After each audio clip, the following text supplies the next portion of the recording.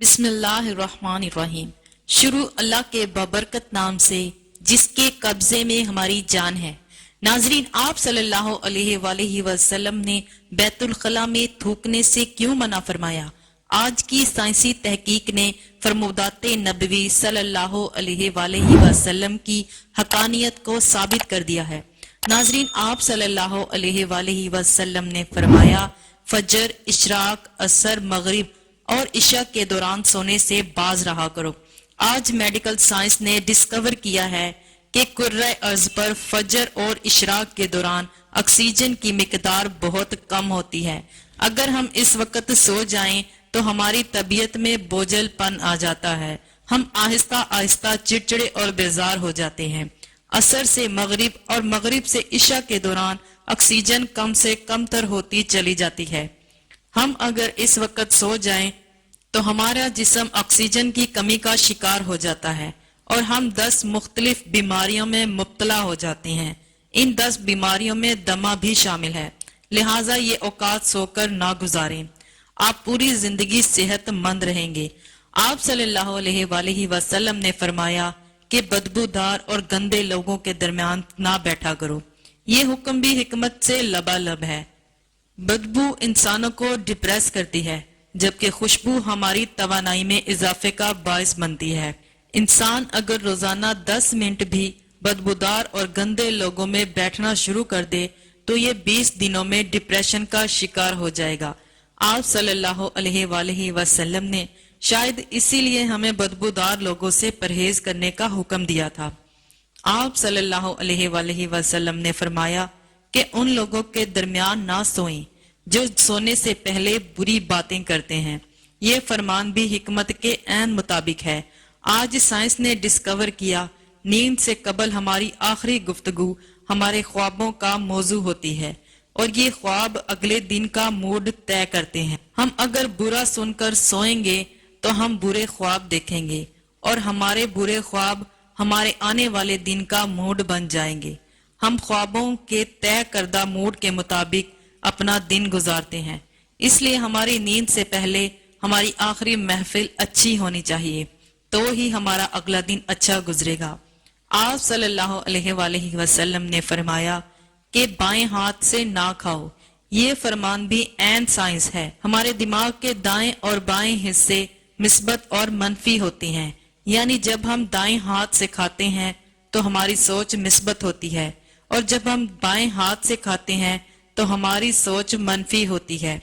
आप मुशाहिदा कर लें, आपको बाएं हाथ से खाने वाले लोग मनफी मिलेंगे।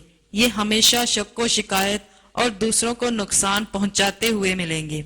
आप सल्लल्लाहु अलैहि वसल्लम ने फरमाया कि मुंह से खाना निकालकर ना खाओ। तहकीक से इस फरमान की भी हिकमत सामने आ गई। हमारे मुंह में 1 करोड़ 10 अरब तक बैक्टीरिया मौजूद होते हैं। ये बैक्टीरिया बड़े जरासीम बन जाते हैं और ये जरासीम हमारे खाने में मिल जाते हैं। ये खाना जब हमारे मैदे में जाता है तो मैदे के गदूद इन जरासीम को मार देते हैं और ये खत्म हो जाते हैं। लेकिन जब हम जरासीम मिले खाने को मुंह से निकाल लेते हैं तो इन जरासीम को ऑक्सीजन मिल जाती है और जरासीम 1 सेकंड में लाखों में बढ़ जाते हैं। ये जरासीम मैदे के गदूदों से भी ज्यादा ताकतवर होते हैं। इस तरह ये लुकमा हमारे लिए जहर बन जाता है। आप सल्लल्लाहु अलैहि वसल्लम ने फरमाया कि हाथ की उंगलियों के चटाखे ना निकालो। साइंस का कहना है कि जो लोग उंगलियों के चटाखे निकालते हैं या कड़ाके निकालते हैं, इनके जोड़ खुलना शुरू हो जाते हैं और फिर ये लोग जोड़ों के दर्द की शिकायत भी करते हैं। आप सल्लल्लाहु अलैहि वसल्लम ने फरमाया कि जूता पहनने से पहले इसे झाड़ लिया करो, क्योंकि कीड़े मकोड़े, बिच्छू वगैरह हमारे जूतों में चिप जाते हैं और ये कीड़े मकोड़े हमें काट लेते हैं। इसलिए जूता पहनने से कबल इसे झाड़ लेना चाहिए। आप सल्लल्लाहु अलैहि वसल्लम ने फरमाया कि नमाज के दौरान आसमान की तरफ न देखो। ये फरमान भी दुरुस्त है। आसमान में एक वसात होती है और ये वसात हमेशा हमारी तवज्जो खींच लेती है। हम जब भी आसमान की तरफ देखते हैं तो हमारी तवज्जो बट जाती है और नमाज के लिए वक़्त दरकार होता है। हम जब नमाज के दौरान आसमान की तरफ देखते हैं تو ہم سجدے اور رکوع بھول جاتے ہیں، اس لیے شاید اکثر تخلیقی کام بند کمروں میں ہوتے ہیں۔ آپ صلی اللہ علیہ وآلہ وسلم نے فرمایا، رفع حاجت کی جگہ یعنی ٹوائلٹ میں تھوکا مت کرو۔ یہ حکم بھی اپنے اندر دو حکمتیں رکھتا ہے۔ بیت الخلاء میں تھوکنے سے بعد میں آنے والوں کو بھی تکلیف ہوتی ہے، اور دوسرا ٹوائلٹ میں لاکھوں قسم کے جراثیم ہوتے ہیں۔ ہم جب تھوک گرانے کے لیے منہ کھولتے ہیں تو یہ جراثیم ہمارے منہ میں پہنچ جاتے ہیں اور پھر یہ ہمارے تھوک میں پرورش پاتے ہیں۔ یہ معدے اور پھیپھڑوں میں پہنچ جاتے ہیں اور ہمیں بیمار کرتے ہیں۔ آپ کو یہ جان کر حیرانی ہوگی کہ ہماری ناک جراثیم کو پھیپھڑوں تک جانے نہیں دیتی۔ ہماری ناک سے صرف کیمیکل جسم میں داخل ہوتے ہیں۔ جراثیم زیادہ تر منہ سے جسم میں اترتے ہیں اور ان کے اندر داخل ہونے کا ذریعہ بیت الخلاء ہے۔ اس لیے بیت الخلاء میں گانا گانے، آواز دینے اور موبائل استعمال کرنے سے پرہیز کریں۔ نبی کریم صلی اللہ علیہ وآلہ وسلم نے فرمایا کہ لکڑی کے کوئلے سے دانت صاف نہ کرو۔ کوئلے سے ہمارے دانت تو چمک جاتے ہیں لیکن یہ مسوڑے بھی زخمی کر دیتے ہیں اور منہ میں بدبو بھی پیدا کر دیتے ہیں۔ آپ صلی اللہ علیہ وآلہ وسلم نے فرمایا کہ ہمیشہ بیٹھ کر کپڑے تبدیل کیا کرو۔ اس میں بھی یہ مصلحت ہے کہ ہم اکثر پاجامہ پہنتے گر پڑتے ہیں اور ہماری جان کو نقصان ہوتا ہے۔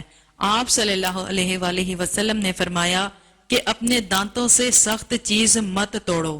ہم اکثر بادام، اخروٹ توڑتے وقت اپنے دانت توڑوا بیٹھتے ہیں۔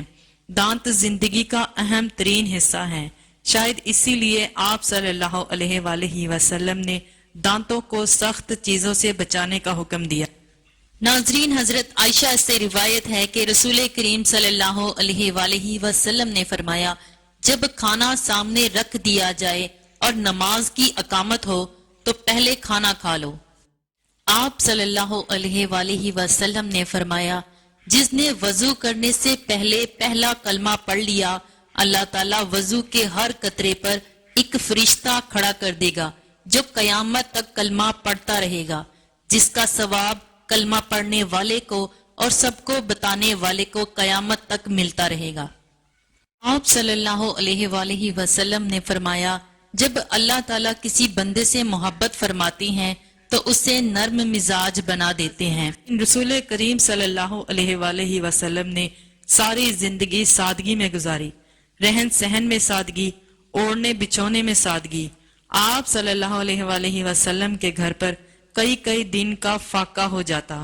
آپ صلی اللہ علیہ وآلہ وسلم پر ایسا فاقہ ہوتا کہ پیٹ پیٹھ سے چپک جاتا۔ اللہ کریم سے دعا ہے کہ ہمیں اپنے پیارے نبی کی سنتوں پر عمل کرنے کی توفیق عطا فرمائے۔ ناظرین، ویڈیو اچھی لگی تو اسے لائک اور شیئر ضرور کیجیے گا۔ اللہ حافظ۔